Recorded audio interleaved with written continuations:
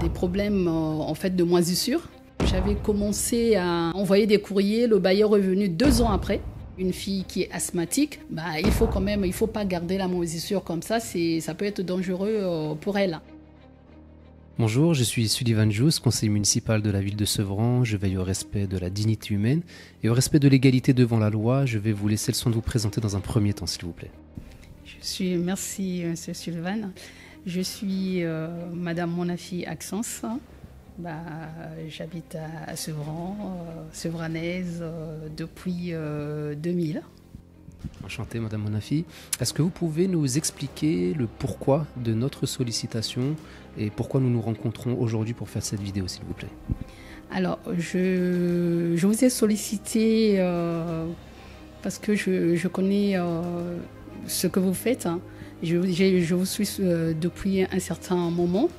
Et s'il faut repartir un peu à l'historique, je connais Madame Mireille Saki qui m'avait sollicité lors des élections d'être assesseur parce que je suis en fait présidente d'une association. En tant que citoyenne de la ville de Sevran, il fallait que je sois dans le bureau de vote. Et c'est de là où je vous ai suivi, votre combat, et après également, je vois ce que vous faites pour la dignité. En fait, c'est le groupe des bâtisseurs. Vous êtes là au service du peuple. C'est pour cela que je vous ai sollicité pour le problème qui est le mien, qui mine ma famille, en fait, depuis 2012. Quelle est cette problématique que vous rencontrez actuellement et qui altère un petit peu votre bien-être familial? Alors, c'est au niveau de l'appartement. On a des soucis en fait d'isolation, je pense, c'est bien d'isolation. Et on a des problèmes en fait de moisissure.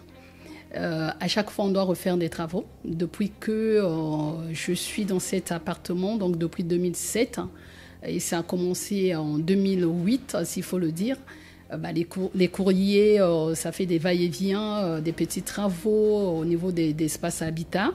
Et même mon assurance, une fois, m'avait dit qu'ils connaissent bien Espace Habitat. À chaque fois, ce sont les mêmes problèmes presque avec pas mal d'habitants. D'accord, donc c'est Espace Habitat, nous sommes dans le quartier des Baudottes. Et donc c'est vrai que vous nous avez fait visiter un petit peu votre appartement.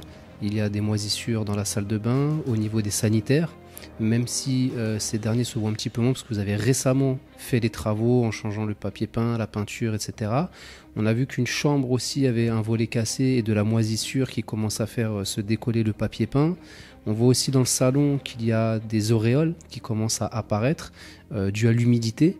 Donc vous avez sollicité plusieurs fois le bailleur face à ces problématiques. Quelle a été sa réaction et est-ce qu'ils ont entrepris des travaux nécessaires au rétablissement de la situation pour que vous puissiez retrouver votre dignité au sein de votre logement? Alors, ils sont passés, mais à force d'appeler, à force d'envoyer... au début, j'envoyais des courriers et après, j'en ai eu marre. Et j'ai vu avec la voisine, parce que c'est genre dégâts des eaux, même la voisine chez elle ne voit pas parce que je pense que c'est dans les parties, en dessous, donc elle ne voit pas chez elle. Et le bailleur est venu de 2012 que j'avais commencé à envoyer des courriers. Le bailleur est venu 2 ans après. 2 ans et après, pour refaire la salle de bain. Mais entre-temps, moi, j'avais déjà refait. Ils sont venus, mais rien n'a changé, en fait. 1 année après, ça a repris. J'ai refait encore des travaux.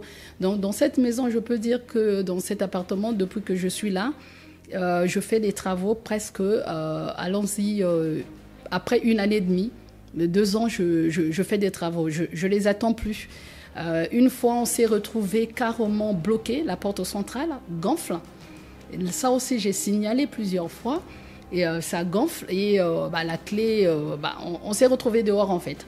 On s'est retrouvé dehors, coincé. Pendant combien de temps ça a duré? Ça a duré jusqu'à ce que on vienne nous décoincer. C'est ma fille qui savait comment essayer de pousser la porte pour décoincer la porte.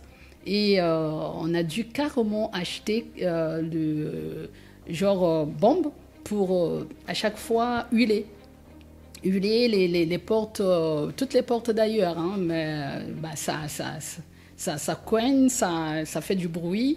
Et la porte centrale et la porte du balcon également, c'est pareil, lorsqu'on ferme la nuit, lorsque ça souffle le vent, mais on entend vraiment, c'est comme si ça s'infiltrait, ça rentrait. Et ça aussi, j'ai crié surtout l'année dernière, en février, ça fait bientôt une année, ils sont passés quand même pour remettre la gomme tout autour des joints. Dès qu'ils sont partis, une semaine après, j'ai dû rappeler. Et la personne au bout de fil me disait oui madame, il faut poser problème par problème. Dégâts de eau, c'est un autre problème. Les fenêtres, c'est un autre problème. Des stores, c'est un autre problème. La porte centrale, c'est un autre problème. Mais qui reste de la responsabilité. Bien sûr, bien sûr. Donc, ça fait quand même beaucoup de travaux à votre charge financière, sachant que vous traitez, on va dire, les conséquences, mais si la cause n'est pas traitée par le bailleur, qui est de sa responsabilité, forcément, vous avez beau faire des travaux, mais ça va revenir incessamment, ça va revenir de manière répétée, et à chaque fois, c'est des frais. Est-ce que vous avez demandé au bailleur, par exemple, de vous rembourser les frais que vous avez dû dépenser pour faire ces travaux? Oui, j'avais émis ce souhait-là et le bailleur m'avait dit, surtout pour ce qui est de la moisissure, pour eux, ils se disent que c'est genre dégâts des eaux, c'était à l'assurance de rembourser. Sauf que, comme c'est tellement répétitif, une fois j'ai acheté des choses par moi-même, mon frère est venu, comme il est décorateur intérieur, c'est une société de home standing, il me l'a refait. Il était en vacances et a dit non, on ne peut pas continuer comme ça là, et puis tu as une fille qui est asthmatique.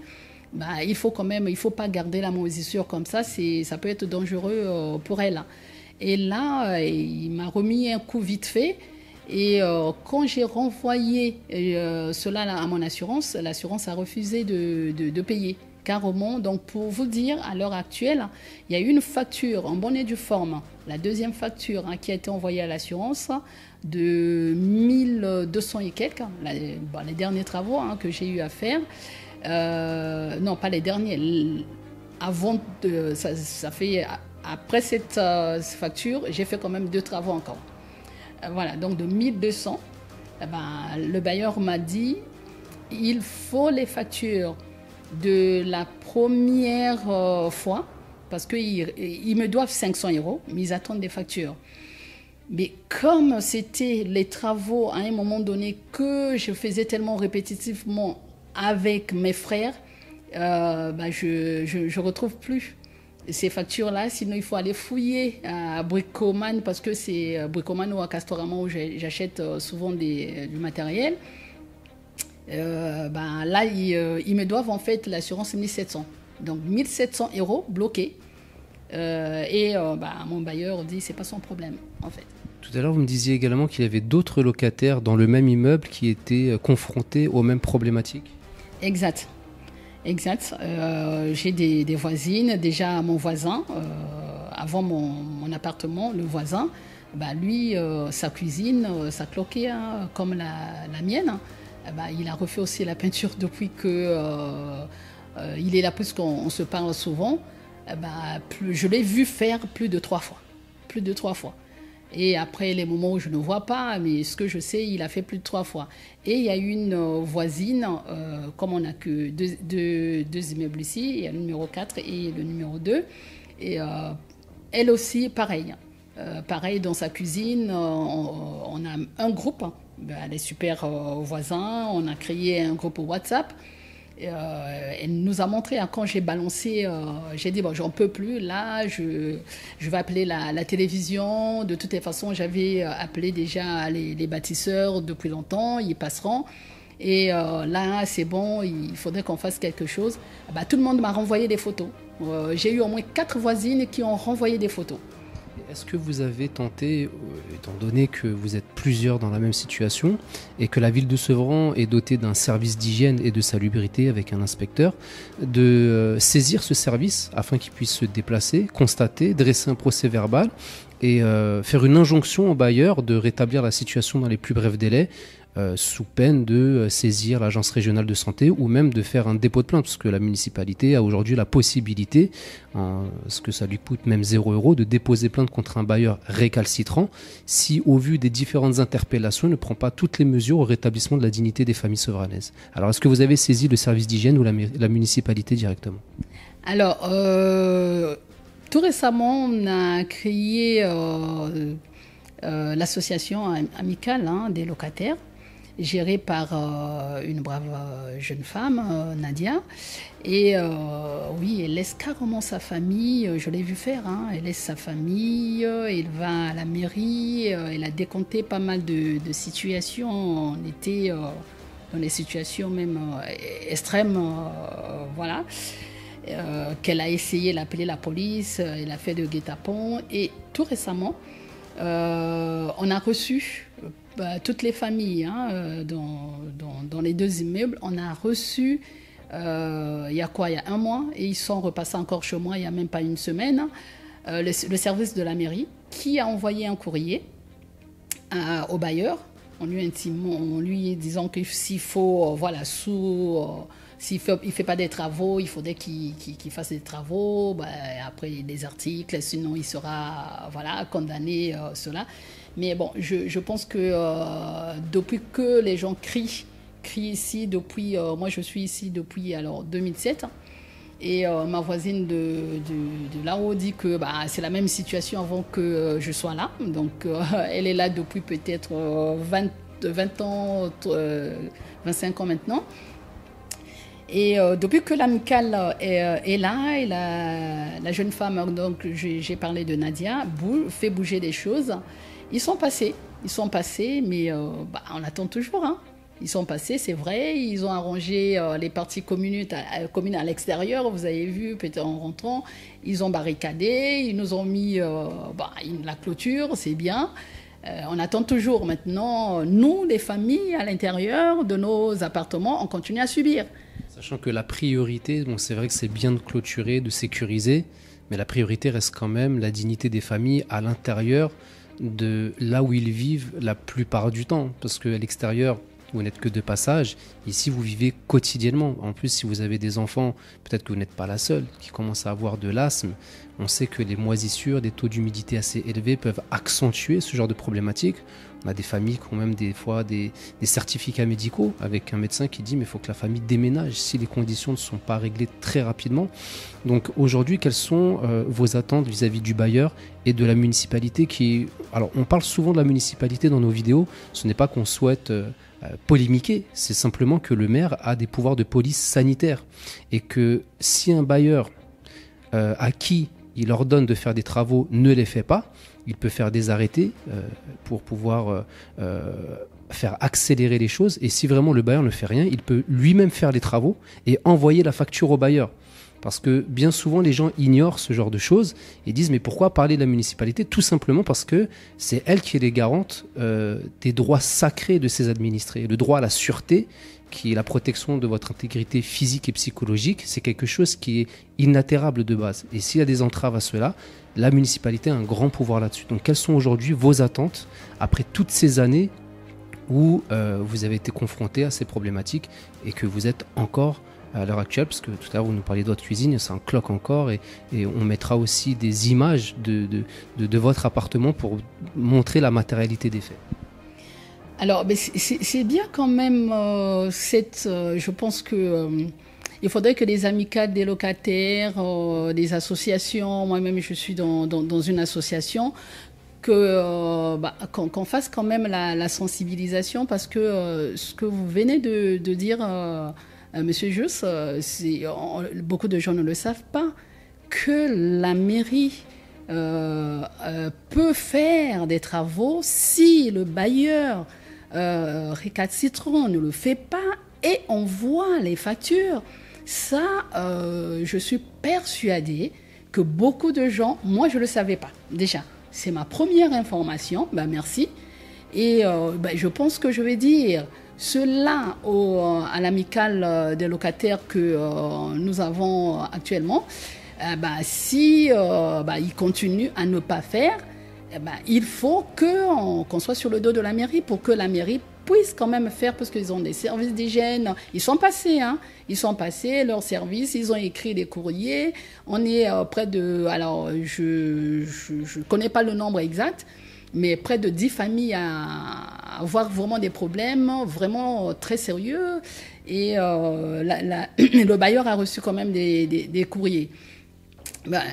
On attend de la mairie qui nous aide. Parce que lorsque les locataires ne payent pas, un mois, deuxième mois, eux, ils ont la machine judiciaire. Et ce sont des courriers qui arrivent, mise en demeure, ça part vite. Et ils ont aussi la facilité d'aller jusqu'à la préfecture, d'aller voir la police pour faire sortir les locataires. Mais le sens inverse, on peut toujours attendre, la mairie n'est pas là. Alors, en parlant de système judiciaire, il faut savoir que la loi française prévoit que chaque préjudice qui est subi par une personne doit être réparé. Et il y a des procédures. Alors, il y a un volet pénal qui punit le logement incompatible avec la dignité humaine de 5 ans d'emprisonnement et 150 000 € d'amende. Il y a des procédures civiles qui pourraient faire en sorte que vous soyez indemnisé pour le préjudice que vous avez subi pendant toutes ces années, preuve à l'appui. Si les familles que vous connaissez sont dans de mêmes situations, elles peuvent également saisir la justice, voire même envisager une action de groupe pour essayer de faire condamner le bailleur et faire en sorte que vous puissiez être indemnisé à la hauteur du préjudice que vous avez subi. Parce que comme vous le disiez tout à l'heure, c'est vrai qu'eux ont une facilité à saisir l'organe judiciaire pour faire valoir leurs droits lorsque les locataires ne s'en acquittent pas, à travers le paiement régulier des loyers. Mais lorsque eux-mêmes ne s'acquittent pas de leurs obligations qui sont stipulées dans le bail, dans leur contrat, parce qu'ils ont des obligations en la matière, le citoyen peut saisir la justice pour obtenir une réparation du préjudice. Est-ce qu'aujourd'hui, vous seriez prête à entamer une procédure pour obtenir une réparation de tous les préjudices que vous avez subis jusqu'alors?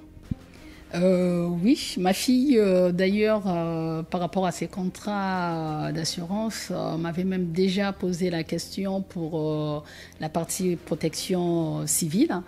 Elle voulait déjà même que l'on engage cette partie.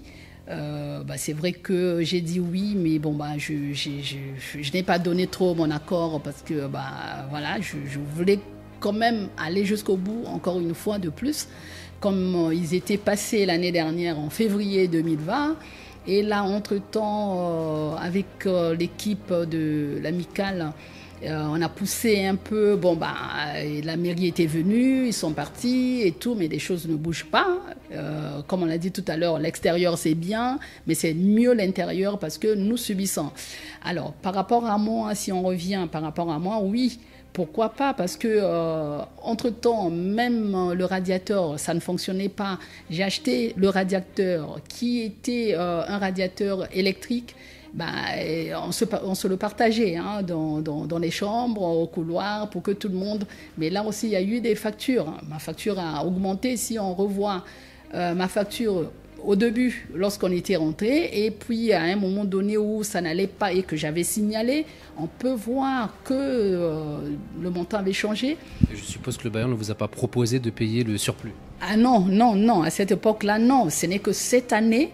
Ils nous ont donné des radiateurs, mais des radiateurs électriques. Mais à la charge de qui? Qui paye l'électricité? C'est pas le bailleur. Donc, si le bailleur vous donne des radiateurs électriques, c'est que implicitement, il reconnaît que son système de chauffage est défectueux. Il a bien reconnu cette fois-ci. Il a reconnu parce qu'on est plus nombreux. On est les enfants de ce rang en fait. On ne va pas continuer à se battre nous-mêmes, c'est vrai. Comme je vous ai dit tout à l'heure, on a une association amicale avec une présidente qui est super dynamique. qui n'a pas peur de laisser ses enfants et son mari qui prend le relais de la charge des enfants, elle qui va tout le temps à la mairie. C'est bien, mais lorsqu'on fait des demandes, il faudrait que la mairie nous aide quand même. On sait que la mairie, normalement, le maire est là et le service pour nous. Et nous, on doit faire aussi, nous on fait le guet-apens. Lorsqu'on arrive, on présente la chose. Il faudrait que eux qui ont la machine judiciaire, la police, tout, nous aident également. C'est ce qu'on attend de la mairie et puis du bailleur. Oui, on exige. Et d'ailleurs, je pense que ça a été soulevé la dernière fois dans l'équipe de l'amicale. Il faudrait que le bailleur nous rembourse au moins 3 ans des charges. C'est ce qui a été la dernière fois qu'on a parlé de ça. C'était la solution. Mais bon, on attend. Est-ce que notre bailleur va nous rembourser les 3 ans de charges qu'on a payées? On peut toujours aller vérifier sur les factures comme pour moi. On peut toujours avoir des traces, mais je ne suis pas la seule dans cette condition. S'il ne le fait pas de lui-même, peut-être saisir les juridictions pour pouvoir le contraindre à travers une décision judiciaire à le faire. J'ai encore une petite question concernant votre compteur électrique. J'ai pu le voir tout à l'heure, c'est un compteur très ancien, encore avec des fusibles. On le voit encore dans énormément de logements sur la ville de Sevran.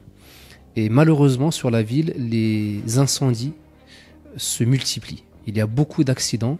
Alors quelquefois, bien entendu, il y a pu avoir des incendies volontaires, criminels, mais d'autres fois, ce sont des incendies qui sont liés à des problématiques d'électricité.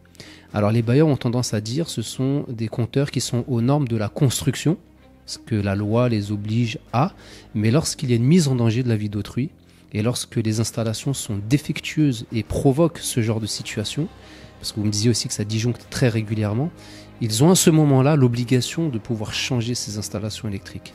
Aujourd'hui, au niveau de l'électricité, quelles problématiques rencontrez-vous et quelle serait encore une fois votre exigence vis-à-vis de ça? Alors, pareil, j'ai signalé.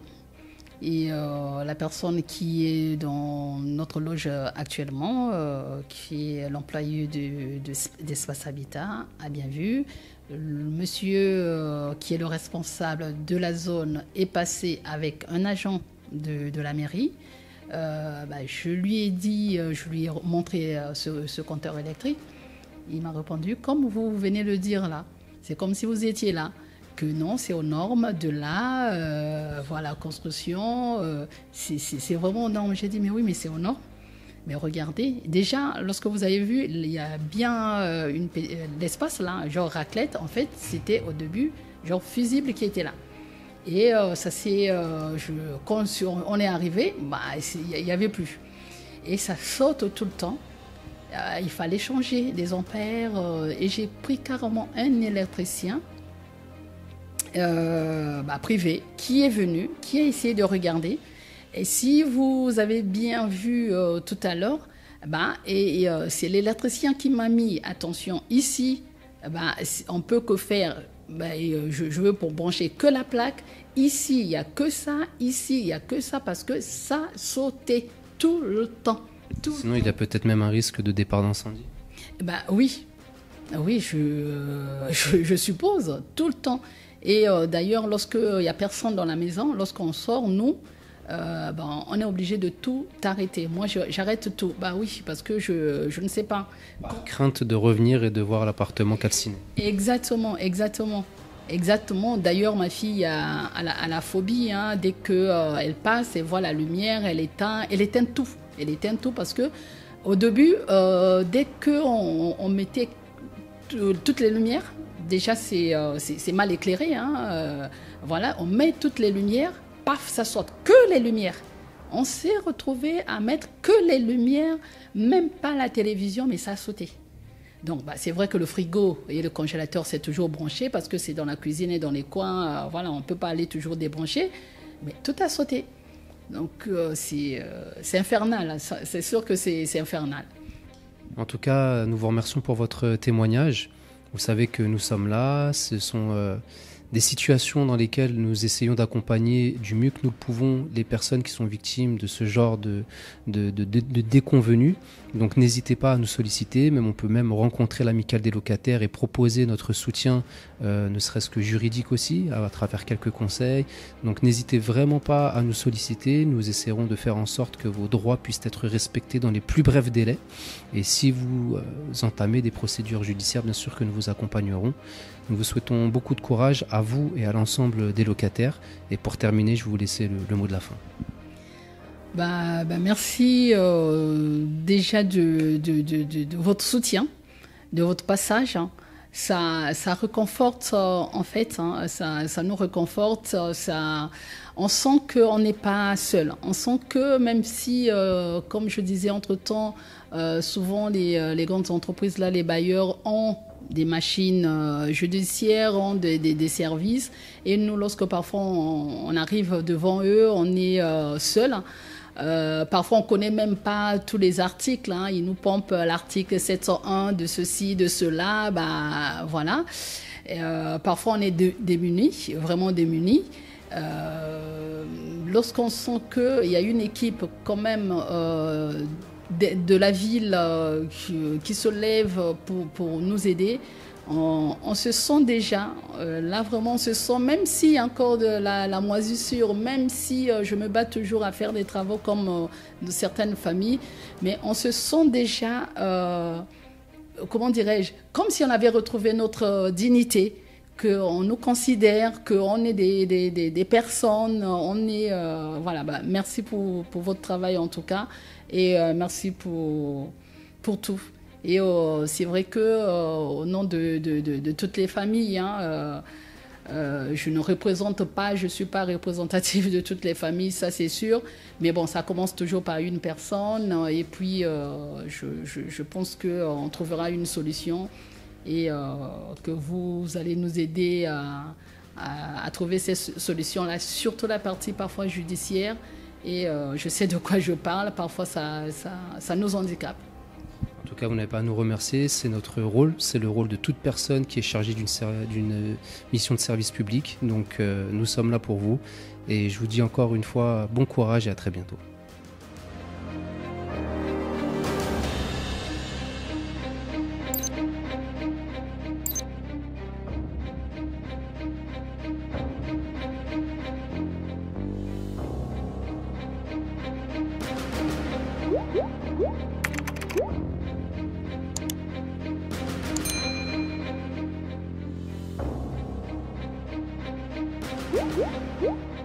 Woo!